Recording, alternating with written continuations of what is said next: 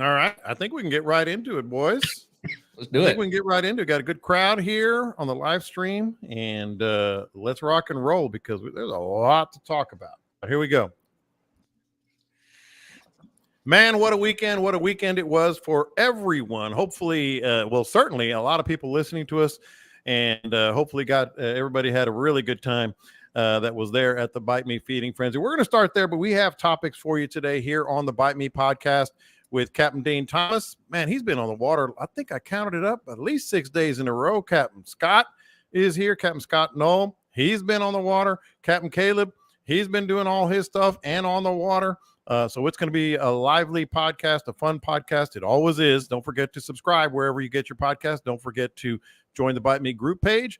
And certainly don't forget to, if you can, join us live every Tuesday at 3:30 right here on YouTube. But we post this ASAP, depending on how much these guys do that make me edit longer.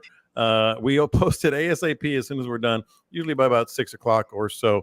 So let's get into it, man. And we're going to be kind of fluid, kind of organic here because I said it at the top, boys. What a weekend. A couple things, and then you can jump in. For those who have been asking on the Bite Me group page, I have the text right in front of me. We're getting a lot of questions about, hey, who won the boat? Who won the boat? Well, we don't have permission yet to announce his name, but he has been contacted. Obviously, he was extremely excited. He's from New Braunfels. So wait a minute. Yeah. We all heard his name when they called it out. No, we heard the name at the event, but I don't know if he wants us to post it publicly necessarily. That was our vote. That wasn't public. Well, it was kind of public, but it was at the event. But I want to just go through all the right channels. He's got outed him. Huh? Or you can out him if you got his name. You can out him. But he's got kids and grandkids in Friendswood. He lives in New Braunfels. He's extremely excited, and man, we couldn't have been more excited ourselves. As far as the details of the event itself, I want to get y'all's impressions. And actually, there's a topic that's tied in with this as well. But we had roughly 500 people there. It was an awesome event. We raised roughly $46,000. I know we're gonna have to pay some fees and stuff for all the, I know they're gonna have to pay, I should say, Texas Boys Outdoors and Heroes on the Water. Some of the events, some of the things that we do to raise the money and the apps and stuff that we use. But what stood out for you? I'm gonna start with Dean because that was your backyard. And man, what a great venue! I mean, right on the water. It didn't get too hot. It was hot a little bit for about an hour and a half or so, and right on the water. The boats were there. The music was playing. DJ Matt was off the charts. What stood out for you, Dean? The amount of people that I forgot that I talked to. It was amazing, dude. But of course, and I'm sure everybody else had the same situation. There was just a lot of stuff, man. A lot of people that were really excited to be there. It was amazing, man. But I hope that all the people listening today and all the people that I did talk to about future events and future stuff follow up on Messenger. I mean, there was a ton of people that still had a lot to say. It was fun. And hopefully, I don't know, man, I'm ready to start planning next year. It was the guys from Louisiana to get to meet those, put a face to a name. It was just good. The DJ, he was on it, man. It was so good. The sound effects, the music. He did not miss a beat. That dude was good. The redneck figgy. And and yeah, man, the casting contest was kind of bull. We're gonna get to hold on. Put a pin in that. We're gonna get to that for sure. I got a lot to say on that. But you mentioned where people were coming from. I'm trying to remember. I talked to someone from Corpus Christi, San Antonio, Dallas, Galveston, obviously Louisiana. Our guy Franklin came in from Louisiana. I think some others came in from there. And of course, Schultz. Yeah, Jay Schultz. And then there was a third one that I can't remember his name. But anybody that I can't remember your name, please don't be offended because that was not easy. Dean did start the entire thing off with put your name tags on. He did. He And went and bought them, or or Carrie did. And because yeah. the only one that followed the rules was Tim Young, and by God, I remember his name. Attaboy Tim. And Jay Schultz. The only reason I remember his name is because I read his shirt. I remember him because the magnificent beard is also in his profile picture. Yeah, the profile pictures came in handy. A lot of the guys I went, "Oh, you're so and so," yeah, but because of the profile pictures, and of course, Mark Nichols. I remember him because I fished with him that morning before the event. That's about the closest you could get. That's about the to remembering. And of course, Scott, the one he keeps forgetting is James Phillips, but James brought a pretty girl with him, so you either completely remember James or didn't even notice him. So, I don't know how well you played that, James. I really don't. James who? James, yeah. And then, of course, Scott, I want to get your thoughts on it. But how about our guy Mark flying in from Florida, and just absolutely just a terrific. And I'm not patting myself on the back because there was a lot of people helping. I mean, it went perfectly smooth, like perfectly smooth. Yeah, I didn't notice any hiccups in it at all. I mean, it was all good. And like Dean said, just meeting everybody is pretty cool. And I'm in the same boat as the other guys, man. I got introduced, and I introduced people, and I was lost. Yeah, after just a little while. It's always one of those weird deals. It happens to me on the boat all the time too, because people show up on the boat. I know Dean, Caleb, and we've talked about it. They show up while you're getting ready in the morning, and you're putting stuff on the boat, and you're getting your stuff. You know the guy that you've been talking to that set the trip up. You got his name, and then he introduces his 2 or 3 buddies real quick. Yeah, as they're getting on the boat, and you're loading stuff up, and then the rest of the day it's, hey, you. Yeah, hey, how you doing? You want me to tell y'all a horrible story? Yes. There has been, man, and I apologize to everybody in advance. There have been days when I'm on the boat fishing and I text Carrie and say, "Can you look at my calendar and tell me who I'm fishing with today?" Because at that point, it is absolutely too embarrassing to admit or ask, "What's your name?" Scott says that the guy that set up the trip. I often spend half my morning which one I've been talking to for a month. It's not easy. Everybody in the comments, I promise you, they can tell you that I have called them buddy, amigo, or player. Or hey. And the only one that works for is Buddy Hughes from Bates. I was like, this is convenient as hell. Yeah, we actually got it right. And we have a comment here from Fish Camp TV on the live stream. Did anyone film the frenzy? I filmed it last year. Hook a brother up. I missed it. Yes. Producer Pat, we saw he was everywhere. He was working it big time. He's putting together a very cool professional video that I'm going to be able to post, and maybe Roy will post it probably tonight or by tomorrow morning. Now, let's get to the nitty gritty here. The other part, when people show up at something like that, they ain't wearing their fishing clothes. So there's some of them I fished with many, many times. That's several true, of them that I fished with quite a few times. That walked up and they're talking to me, and I'm like, "You don't look the same right now, man."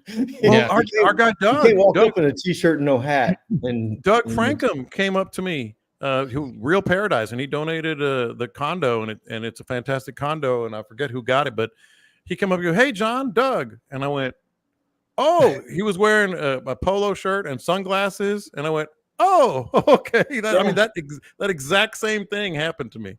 It ain't fair. It ain't fair. All right. Dean. What? Caleb. Scott. We had a casting contest.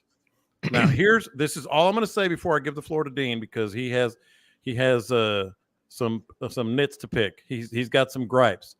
I asked you guys where you wanted to throw, and to a man, you all said at an angle with the wind at our backs.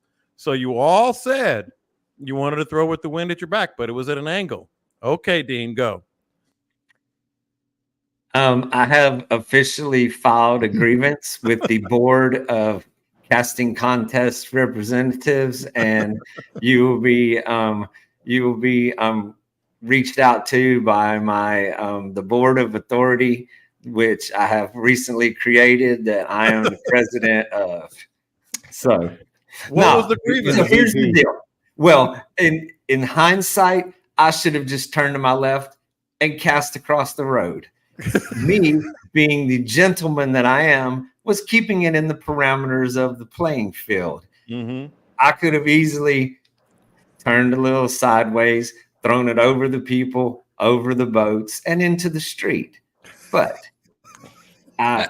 how many home runs would Shohei be at right now if they told him he couldn't turn on one and send that? Okay, how many foul balls count as fair balls? Because you threw a foul ball. First off, there was a trailer here and a trailer there with like 30 yards between them, and my lure went in between them. The difference is I have the talent to play a draw. Okay, you didn't go between the trailers; you went over them. Let's talk about the reel that you brought. Then when you just real quick, like a soundboard. Hey man, nobody. Hold on, real quick for those. The rules said you could bring any reel you wanted, and of course the rules did not say that you could throw out of bounds because technically there was no bounds. But you will be hearing from the Board of Regents. There was no problem. Now it's the Board of Regents. There was no problem with the left or right. It did indeed go out of bounds. It went past your shit, over the fence, over a truck and trailer, and into the road. Okay, but it was a foul ball. For the record, before I've seen Jordan hit some foul balls up into the 4th level. They still don't count. I've seen Trump cry less in 2020. All right, Joe, let me say this for those who were not there. Captain Dean launched a monster cast. Like two. Well, you did, but I'm talking about your first one. It was way even out. The practice cast was impressive. A monster I don't want to cast hurt my arm patting myself on the back. It was a monster cast for your age division. I'll give it to you. And then Caleb, and Caleb, you can follow up on this. You dialed back your reel. You had one shot at this. No, this was a YOLO moment.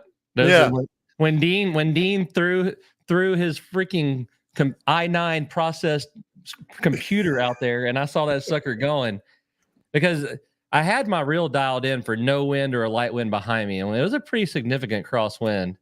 And I just turned them all down and said, this is either gonna if I blow it up, it's on brand, and if I launch it, it's on brand, and there was going to be nowhere in between. Like, but so Caleb launched it over the fence, but it was to the left of where they had originally. I didn't say it was out of bounds. Hey, I didn't say it was out of bounds. It was to the left and went over the fence. It was to the left of the globe. Spit it out, Junior. Scott, from your perspective, what did you see? It was so damn far left. I don't know how we could measure it. I mean, y'all had 3 officials out there, and all of them said Caleb ain't even got a cast again. That's all that matters. All I saw was all the people in the audience holding the string over their head because there was so damn much of it out there. They had to run the line with their hand all the way to the fence. Nobody knew where it went.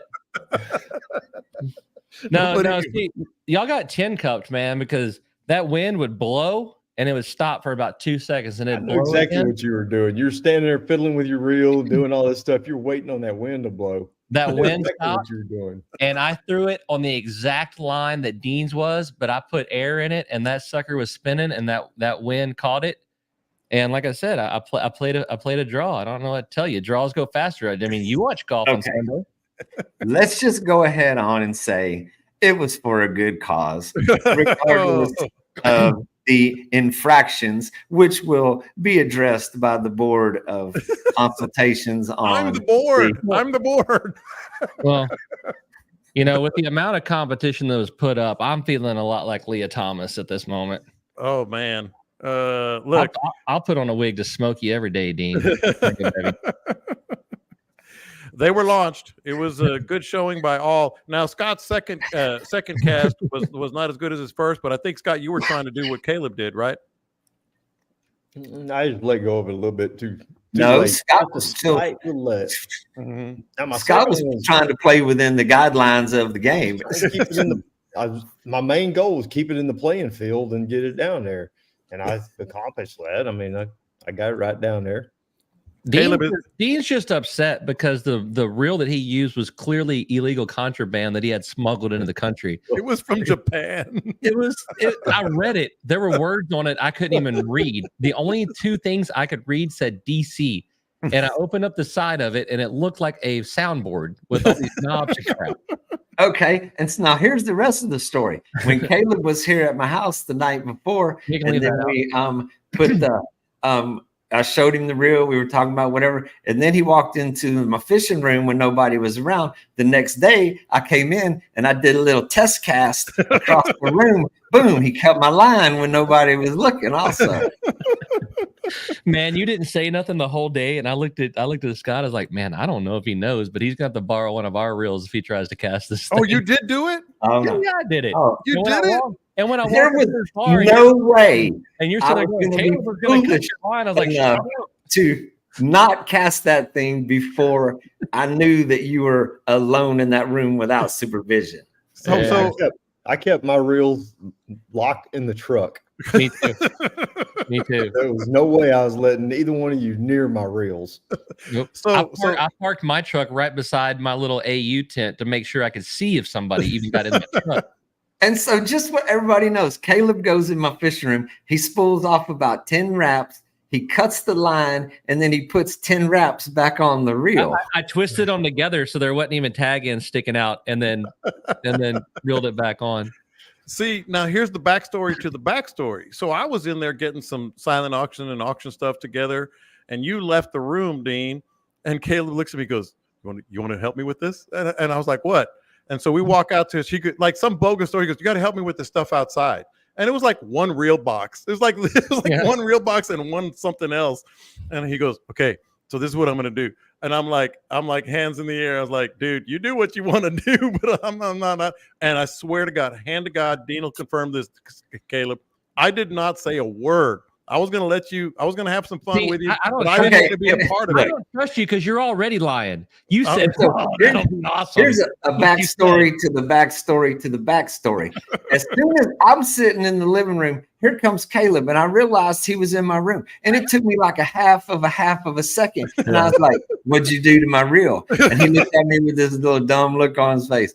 I didn't do nothing. It looked like a 2-year-old that just ate the ice cream. So the amount of tequila you were feeding me, it was damn hard to keep a straight face. I should have gave you 4 more before you left. Dean's version of a margarita is 2.5 shots of tequila with a squeeze of lime. That's pretty much it. But I swear to God, Caleb, I didn't say a word. I was like, I'm just going to be a spectator here. And I'm sitting there. Caleb walks in. Dean looks at him and says, what'd you do to my reel? And another fact, I said, I swear I didn't say anything. Another fact that will be submitted to the board of casting contest officials, and the Board of Regents will be contacting everybody for a written statement. See, if y'all will be submitted and notarized. If y'all hadn't handed out new PT7s, I'd have put out a window in Aranza's pass. Yes. Caleb, man, he was so worried about losing this thing. He was cheating in every way he could. Well, man. you know, we've been talking for 2 months about no telling what they've got under their sleeves, and I'm thinking, you know, these are some crafty bastards, and so I'm not going to show up all unsuspecting. I'm going to be loaded too. You legitimately put weights in there like the walleye guys. I used an X-Acto knife. Like y'all didn't even like appreciate my work.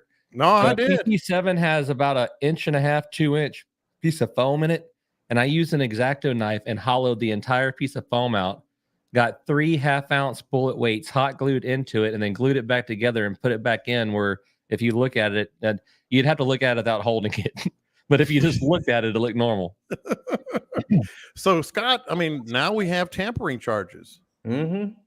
And, so, you know, it looked normal except for the fact that your rod was bowed to the ground when you were just holding it out there. There's that. Other than that, nobody would have noticed anything. I probably could have stopped at 2 half-ounce weights. He's done so many backstories to the backstory to the backstory. We can almost see Caleb's lure out of bounds. Hey man, officials called it. I don't know what to tell you. So is this legit? You Hell got yeah, the it's legit. I mean, I shook your hand and you took a bow. I knighted myself with my own United rod. yourself as well. But go figure that there might be some tampering, some controversy, some questionable calls in this contest with these three knuckleheads. Frankly, I'm my only upset. regret was not using the reel that I intended to use to begin with, and I went ahead and went with the bait caster like everybody else was doing. I should have stuck with that spinning rod, because when I was you saw the cast after the casting contest. I put it over that damn boat trailer. Yeah. You're the dude at the cleaning table talking about all the blow-ups you had and only have one fish, bro. All the blow-ups. They just wouldn't commit. They just wouldn't commit. Frankly, with the amount of time these two men have spent on Earth, I think they'd be better sports. I do not. I do not think they would be. All right, so back to some of the other things on there, and we have a couple topics. We may or may not get to all of them, but that's fine, because that was worth the price of admission right there. What was the most common question, Scott? I'm gonna start with you. Like, I'm working the room, but I had to stay up front a lot, because I was doing all the announcements on the mic. But you're talking to all our friends, this community. From a fishing perspective, what was one of the more common threads that you just felt during the day?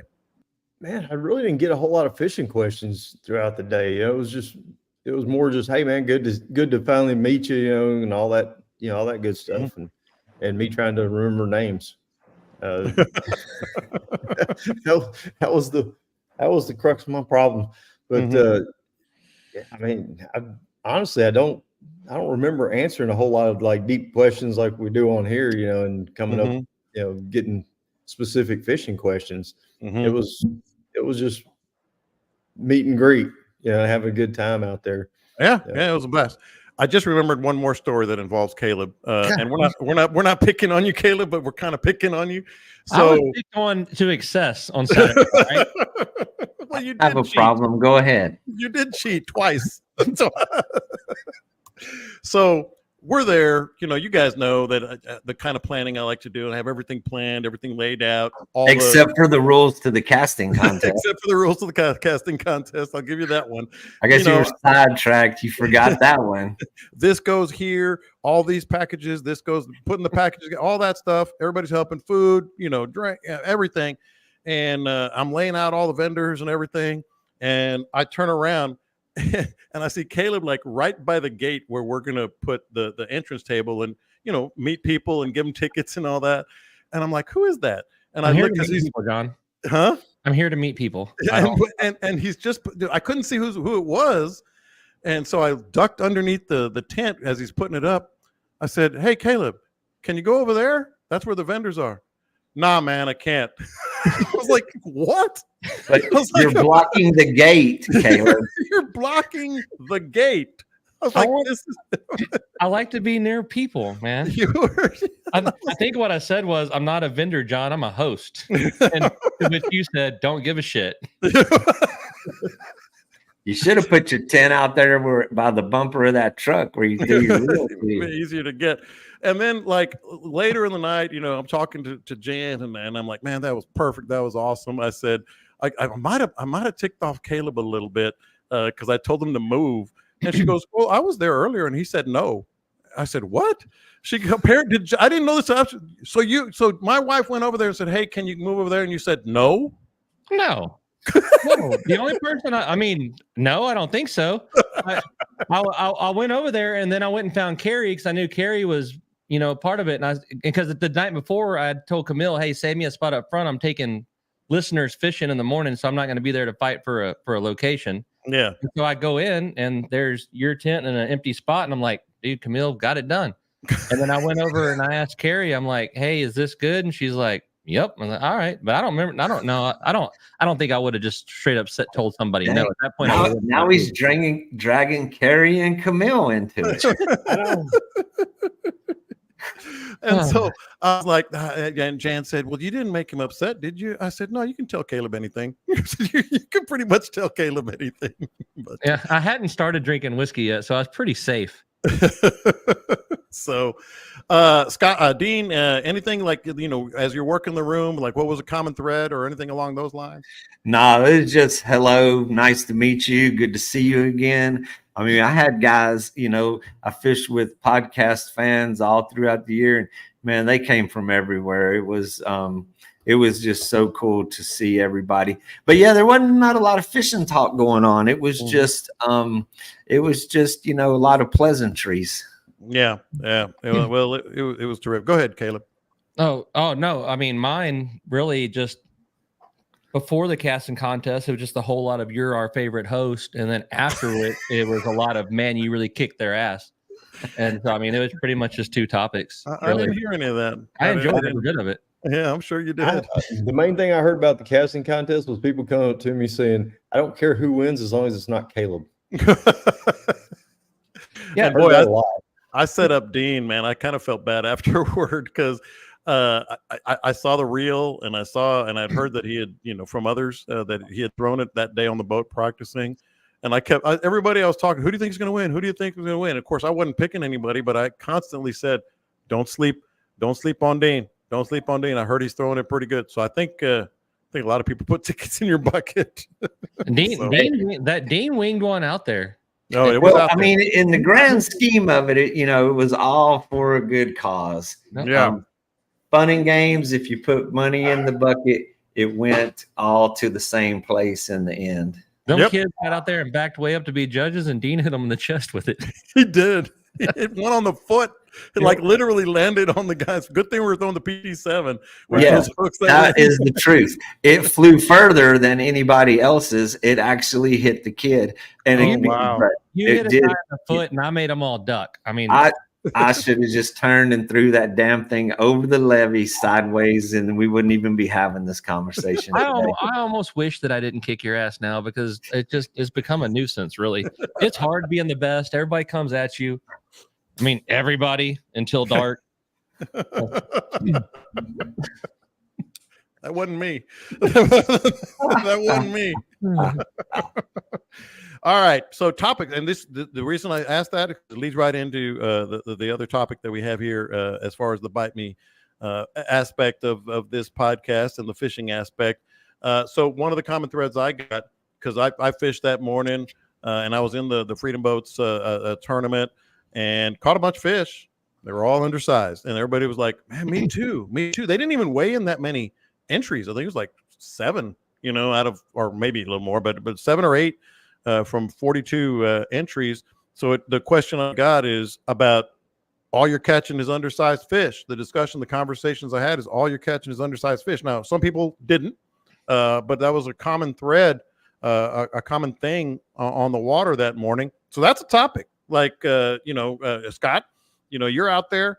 You were giving me a hard time. That's cool, but I wasn't alone. It was a lot of small fish out there. What do you do, man? Man, I talked to plenty of people that caught some good fish. You're lying. I have no idea what you're talking about. You are lying through your teeth. Anything but good fish. Y'all are all since I wasn't piled on like Dean and Scott, you all have to pile on me. I don't even know how I competed in the casting contest. My arms are so sore from catching not good fish. So we're not gonna address the topic. You're just gonna pile on me now. But see when you're great, John, you like it? Well, when you're great, everybody comes at you. That's what I'm saying. That's the only true thing you've said. That's the only true thing you've said. Dean, those are your water. See, and when I fish the tournament and I don't come in with any fish, I say the same thing. Well, nobody else did. Everybody else struggled.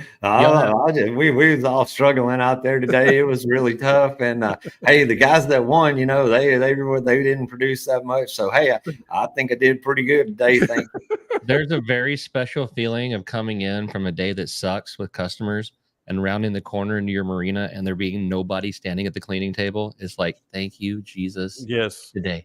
Because I've also been parts when there's 400 people at their cleaning fish. Some dude with one arm's like holding up all these big fish. Yeah, we've all been on both sides of that. But just overall, I think the small fish thing is just indicative of, it happens all the time. Wherever you set the limit, people are going to keep a lot of fish. You know, people are going to be keeping some fish, and they're keeping the ones that are in the slot. So you're going to catch them small ones. You know, they ain't big enough to go on an ice chest yet, so they're still out there. Anything else at play here, Caleb? And so we went out, and yeah, that's right. I was talking to people on your boat. They said they didn't catch anything but small fish, and you're giving me a hard time. Well, they didn't. They didn't say shit all about what I caught, John. Y'all were wrong. You're wrong. Yeah, nobody said shit about what you caught because they didn't catch nothing. I told them to keep their mouth shut. I mean, I can't be giving you all my secret spots down there in AP. Now, we caught a bunch of I don't know, but we secret. It was a secret. There was no boats there when I started. Halfway through the drift, however, whoa, I don't know how y'all do that. But no, I bet we caught 10, 15 trout and a couple of redfish, and there was a lot of small ones. But you know, what do? You're drifting. I think our first drift lasted 2 hours and just went. Mm-hmm. So maybe you're going to move into bigger ones, maybe you're not. One thing that I've kind of learned off of weather and moons and things like that is the smaller ones tend to be more willing to eat in those conditions. We were right on the backside of a full moon. The water was I think the water was like 84, 85. So the water was nice. Mm-hmm. But this is stuff that I pick up from like Pat Gardner's pond, where he's got that sucker plumb full of 8 to 10 pound bass. But when the conditions suck, you go out there and catch a wad of 2-pounders because the bigger ones aren't wanting to eat. So you might have drifted past some good fish and didn't catch them. But if you're drifting and moving, then just keep fishing. If you're waiting in a spot and just can't get out of little ones, then, you know, move over. But sometimes you move 30, 40 yards, and that's the difference. And so check this out. We talked about this probably last Tuesday, that it was the week after the full moon. And I've done a lot of apologizing today, except to Caleb. But all of the folks, the guys that came from out of town that I fished with, I mean, we caught 1 or 2 slot reds throughout the day. Worked really hard all day to get what we got. Today, we're like Tuesday, Wednesday, 7 or 8 days past the full moon.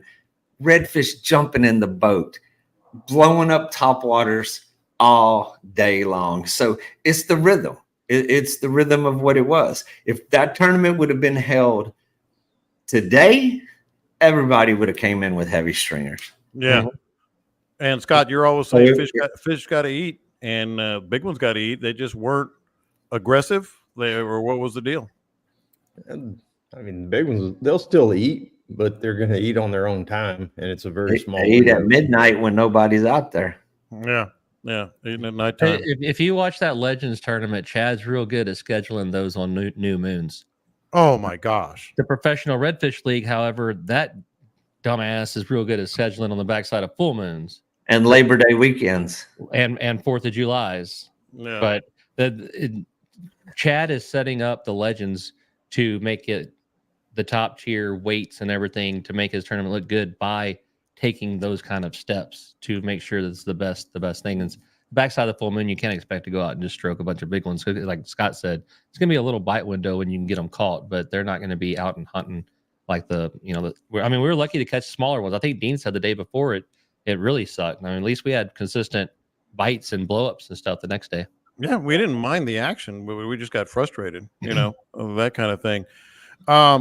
Here's one that we got. I got via DM, and I don't know if it was a professional captain that he was with, but he said he tried to be. Dean, I'm gonna start with you on this one. He said he tried to be, diplomatic, but he had been on the water before, and the guy that he was with, he said he fished a lot, but he never said if he was an actual captain. And he said he kind of hemmed and hawed about making a suggestion, and he said he finally suggested, "Hey, what do you think about going to blah blah blah?" And he actually laid out why. How do you guys handle suggestions like that, Dean? Like from clients? Caleb, you're up next. I tell them to mind your own business. My business. You do not. What do you do? I politely explain why we're doing what we're doing. And if you want to do that, get your own boat. That's not too polite. No. Seriously. I mean, I try to evaluate what they want to do, why they want to do it, compare it to what we're doing, and just explain those things, you know. And sometimes it's like, hey, if you want to go your route, when we come in with no fish, I'm way more cooler than if I go my way and come in with no fish. Come on, Captain. Politely, very politely. Take us to our good spot, Captain. Oh yeah, well that's a different topic. Like, hey, show me your good stuff. I mean, I'm usually catching so many fish. There's no time to discuss those things. The best is when I'm waiting on a bite to develop that I know is probably going to develop, and Pat calls me, and I talk on speakerphone a lot because I don't like to hold my phone to my ear. It affects your brain with radio waves, I think. And Pat will go off about, oh yeah, we're down here stroking them. Well, my customers don't know Pat, and they don't understand that if we've caught 2, we're stroking them, and he's happy and excited. And there's jumbos here. They don't understand that is just Pat's default. Yeah. And so they'll be like, hey, we're going to go down there. And it's like, no. But honestly, suggestions from my customers, I like them. I do. It either I'll take it in and say, well, this is why I didn't go do that already. But a lot of times I learn from my customer, just like I learned baseball from 11-year-olds when they mention something, I didn't think of it that way. And so when a customer suggests something, it often gets my train of thought off of what I'm locked in on and more of, you know what, maybe that makes sense or maybe that doesn't make sense, but it snaps me out of my routine, and it can make me go, you know what? That's probably, hell, let's go try it. Because they don't suggest you go do something else when the fishing's badass. Right. It's usually sucking, and now they're like, well, maybe I'm sitting over here going, well, maybe too. We in the same boat, dog. Yeah. And there's a lot of times when we're tournament fishing, I'll ask Daniel, what do you want to do? Now, I don't mean tell me, I don't how do you say this? I don't mean I have nothing in my head. Tell me what we got to do. I'm usually got 2 trains of thoughts here, and I can't make up my mind which one I want to do. Yeah. And then by him saying we should try this, that's the tiebreaker. Yeah.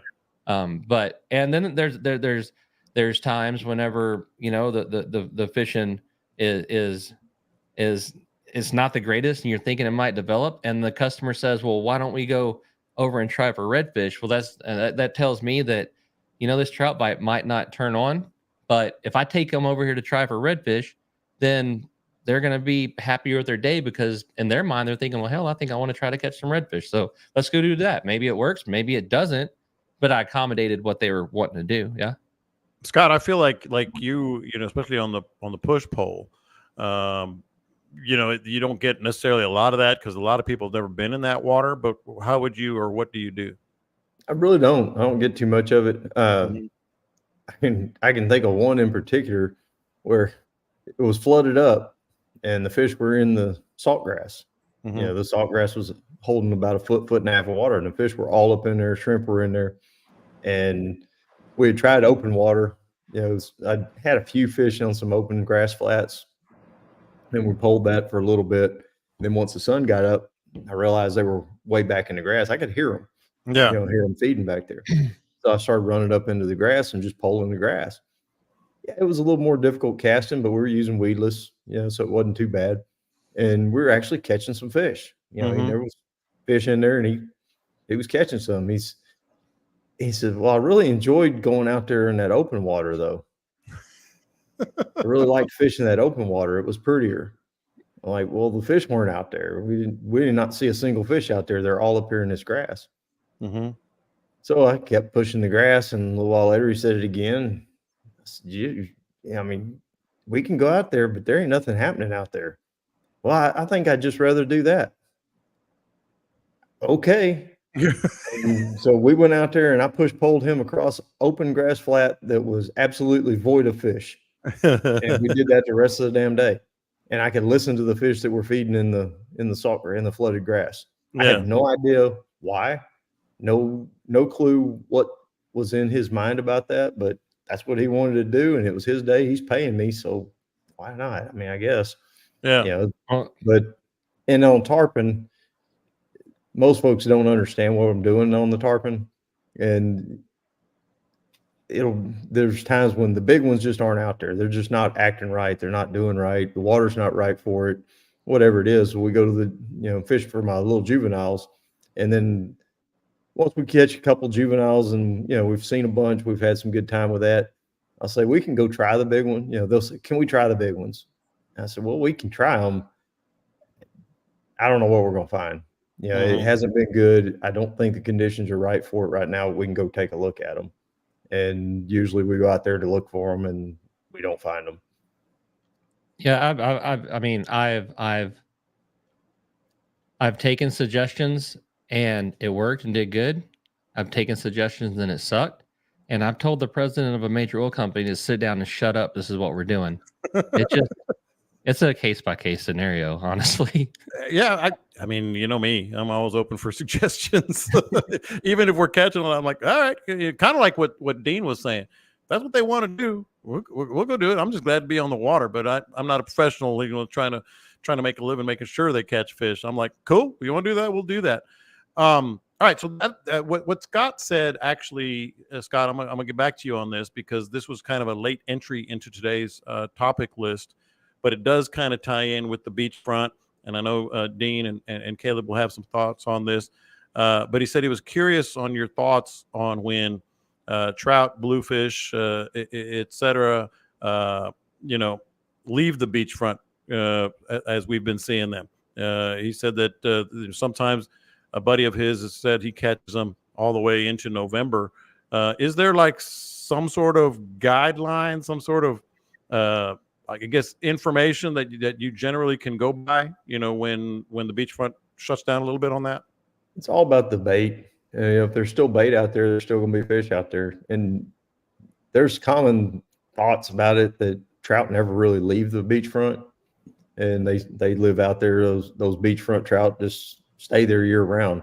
I think some of them probably move offshore a little bit. I used to catch some at the short rigs out of Galveston. Middle of the winter, go out there, try to catch snapper, and end up catching some trout. I know that down on South Padre, there's some guys that are big trout guys that cruise along there on those calm winter days after the front and watch for those big trout in the first guts. So they're still out there.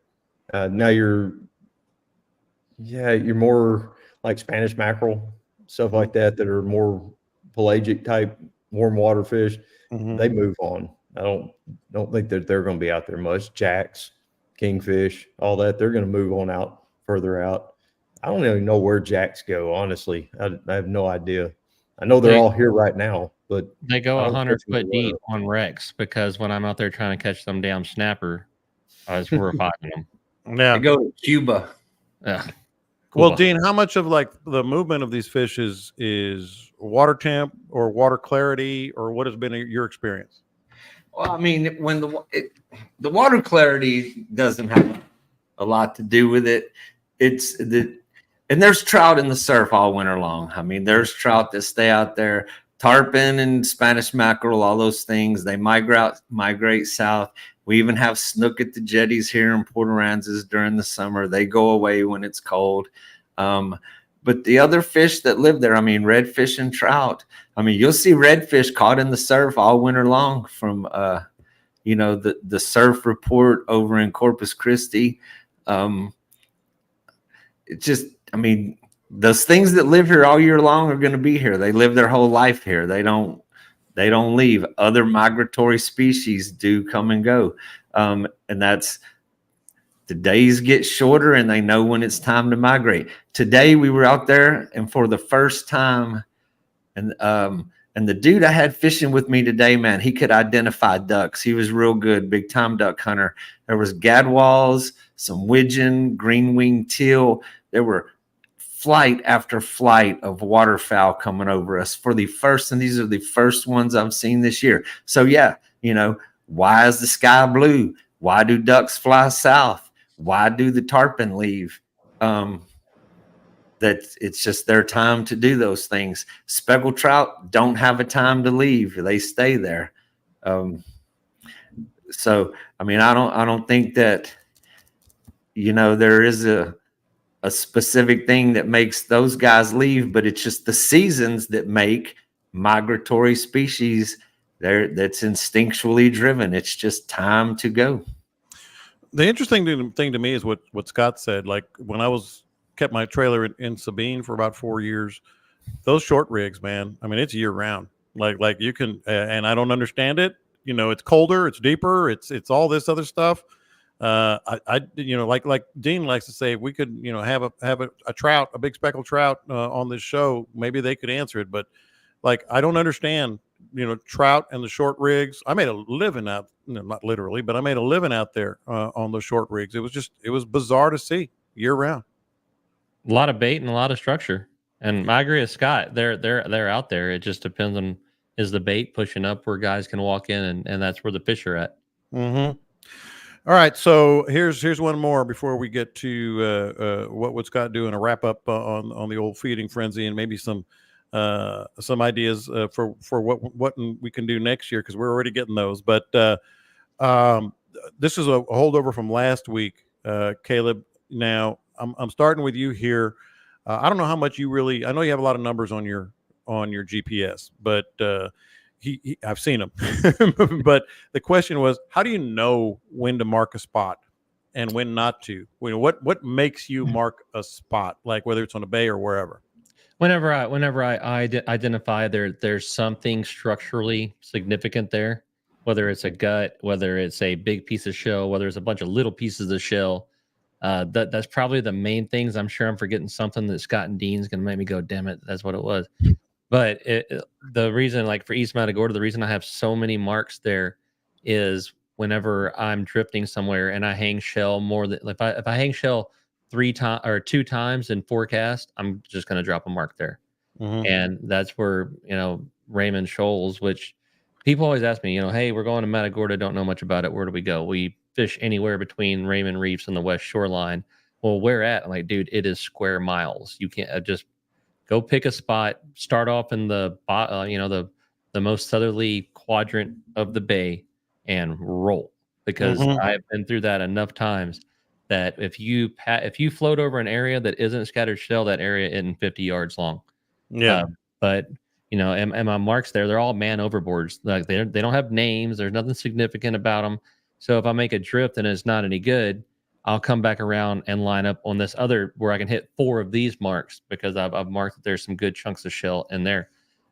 Depressions, humps, just anything that is different in that bay, I'll probably have it marked. I don't have to name it because I know the bay well enough to know which one's humps and which one's scattered areas. But structure is what it takes. Just catching a fish doesn't get a mark. Now, Dean, I'm still learning, Aransas Bay and Redfish Bay and all that. I mean, it takes a while to really get it dialed in. One thing I did it this weekend with the boys when I had my sons out there fishing. I like to stand in the back of the boat if I'm not by myself, so I can see the depth. And as we're cruising along this one drift, I saw significant for us, sort of deeper. It was dropping off a little bit. We weren't catching fish at that point, but I marked it, because it was a deeper drop off. So that would be another one, maybe. What else would make you want to make you leave a mark?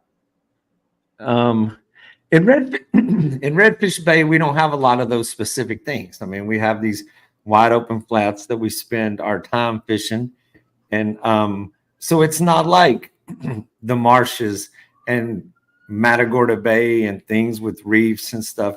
The things that I mark on mine are along the drop-offs when we're fishing the edges of those flats, where you have grass beds that either come way out from the shoreline, where you'll have a distinct line of grass, and then all of a sudden you have big grass beds and 4 to 6 feet of water, or you have a place where there's a cut that cuts into the grass beds, where it's just a big indention that would work as a drain when it's super low, or just a mm-hmm. really deep dent along those drop-offs.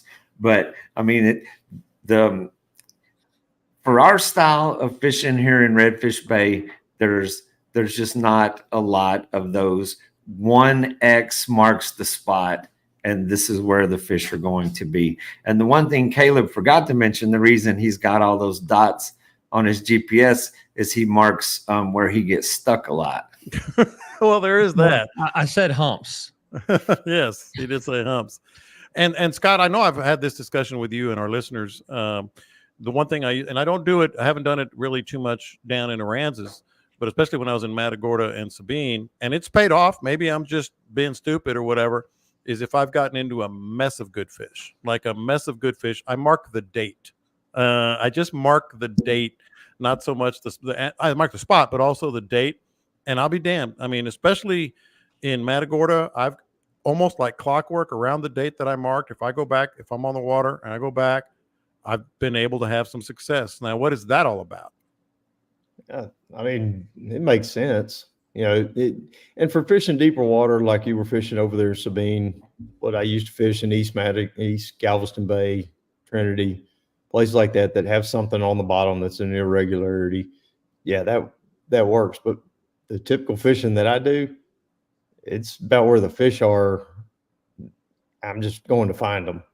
And I know all the areas well enough. I don't mark anything.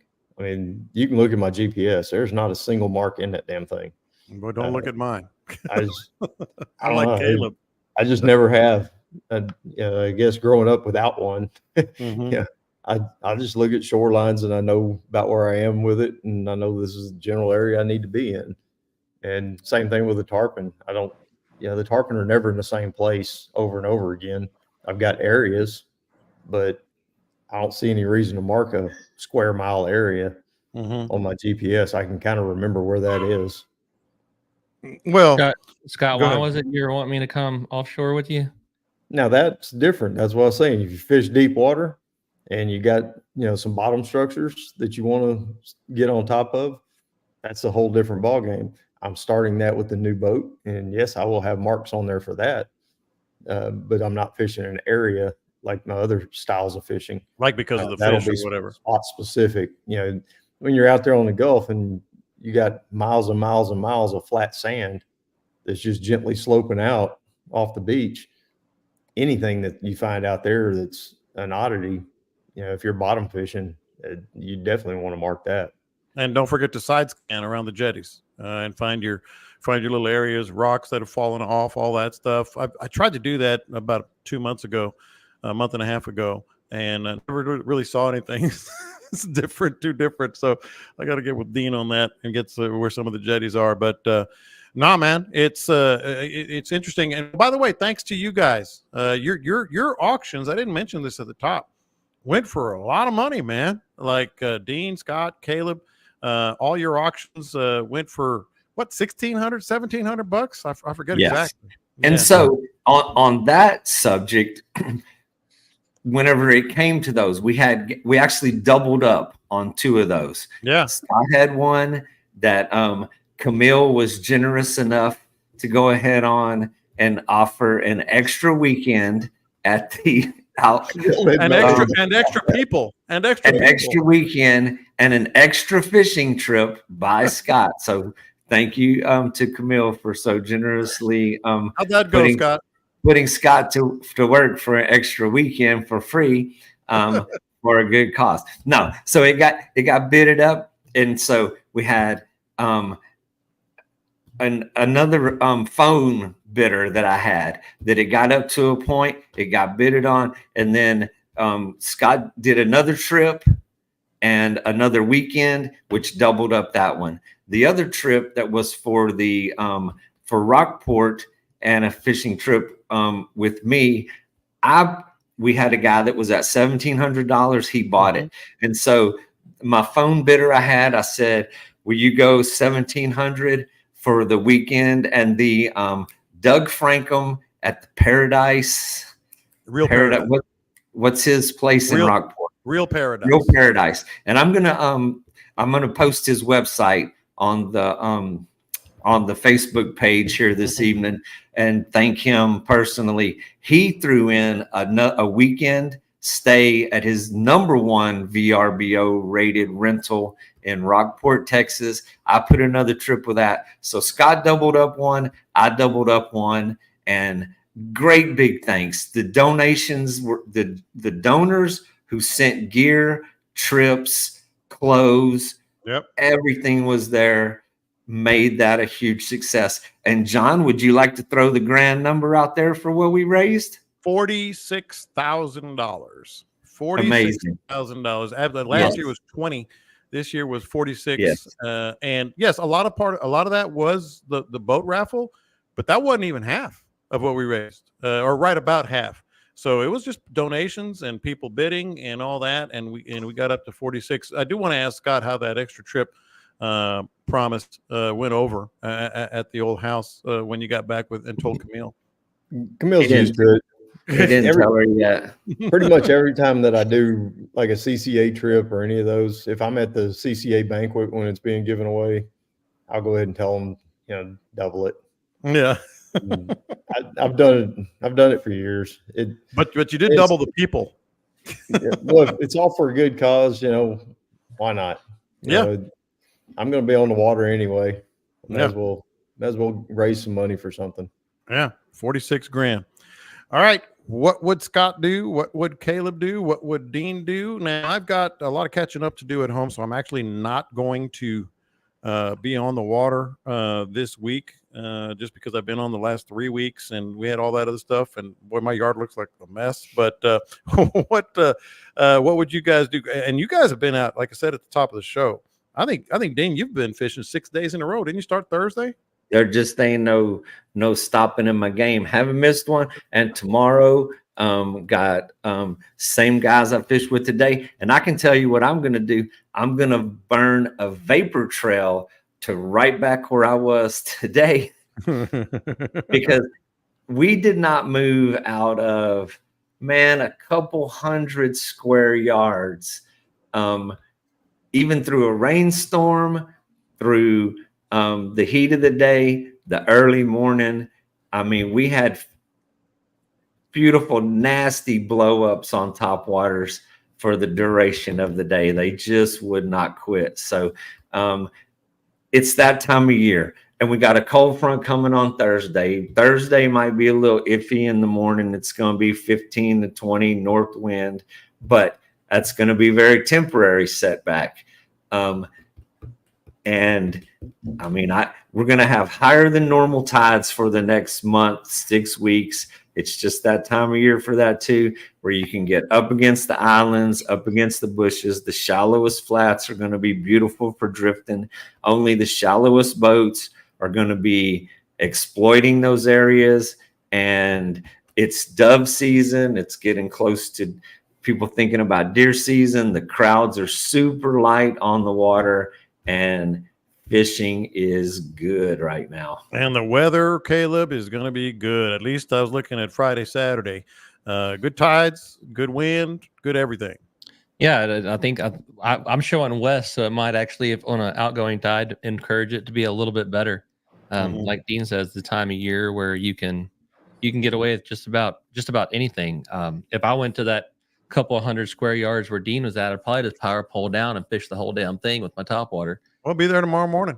Hey, so be there before Dean. You got me thinking, and I couldn't get my phone to cooperate to show y'all, but just what I have backed up on my Garmin app, 3,862 waypoints is wow.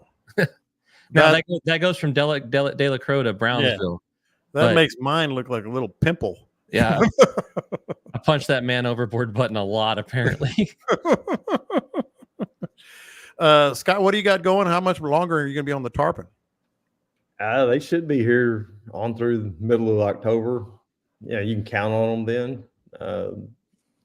Some years they'll stick around a little longer. I'm still hearing reports from up Galveston direction, all up and down further up the coast. So those fish hadn't made it back down here yet.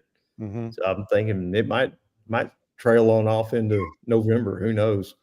I don't typically book trips for tarpon after about the middle of October. Just somebody coming down and I get a chance to go check and see if they're still out there. Yeah, we can go. But I don't like to book them way out because you just don't know what the weather's going to do. We get one of those hard early fronts that'll push them on south. But Yeah, I mean, I was looking at the weather a while ago. We got 68 degrees on Friday morning. I'm gonna need a jacket. How about that? Dean might be wearing his waders and stuff. You know, he might have to put his rubber pants on to go out there in the boat. I heard reports of real schools of real redfish. Scott, pretty excited about that. Yeah, Real I've been schools hearing, of real redfish. There's a difference between 6 or 8 of them tailing and 30 of them pushing. Yeah, the pushing is what we all like. Yeah, and Larry and James are out tarpon fishing right now, so I'm hoping they're getting them. And Dean, if somebody likes jacks, my God, the jacks were going crazy. Was that today you posted that picture? Yeah, they were absolutely going nuts. I saw 4 or 5 schools yesterday that were tearing up quarter-acre water. I mean, they were in beachfront in the bay. They're just tearing it up, man. Just watch for some birds. The frigate birds were going crazy, and once they went down, you could just follow the frigates along, keep an eye on them, and they were sitting on top of the schools way up high and just watching, waiting. You could kind of piddle along behind them and wait for them to push some bait back to the top again and start raging. Yeah, we were triple hooked up at one point yesterday. It was kind of funny. Had fish going in every direction, and especially those fish. And Dean, if you do see Caleb on your spot tomorrow morning, just don't park to his left, because that's where he likes to cast. He likes to cast way to the left. If that's where the trophy is, that's where it's going, boys. He's gonna be out there putting marks on his GPS. Yeah, exactly. Well, once again, there's going to be a really good video posted tonight of the whole thing. Tomorrow morning at the latest. But it was awesome. We're getting a lot of comments here about how awesome it was from people who were there. Thank you again for coming, guys. And it's going to just get bigger and better. For those of you that listen but haven't been on, that aren't on the Facebook, the General is for sale. I had it out there at the Feeding Frenzy. Had some interest in it out there, but the General is for sale, and I've got it marked down below NADA. So if somebody's interested in that, it's a hell of a boat. Anything else from Dean and Caleb? Because I usually like to see if you guys have anything you want to make sure get out to our listeners. Just be watching your mailbox for the letter of grievance that needs to be notarized and returned. So the board of anti-conspirators can evaluate your response and respond accordingly. Somebody needs to make Dean a T-shirt. Well, but at the same time, he's like, "But no big deal. It's all for a good cause. No big deal. It's all for a good cause." And then he hammers you with Caleb's chain. Everybody knows he's a hero. I am impressive. Well, in many ways, he impresses himself in many different ways. All right, boys, that was awesome. It was fun. Great time today as well. Recapping it and reliving that. I'm sure there's going to be some more stories popping on and on again as we keep moving down. Don't forget to subscribe to the podcast. Don't forget to join the Facebook group page, and maybe Scott will even post again his boat there because it is a hell of a good boat from Freedom General. But he's getting one to go maybe make some deeper runs. So somebody's going to get a good deal on that. Caleb, book him. Scott, book him. And Dean, book him as well. These guys are simply the best. Great friends. Thanks to them because they came through big time as always at the Frenzy and as always on the podcast. You guys have a great weekend. I'm already missing not fishing this weekend because it's going to be great. Y'all have a great time. Catch them up, and we will see you next time. We're out like a flash.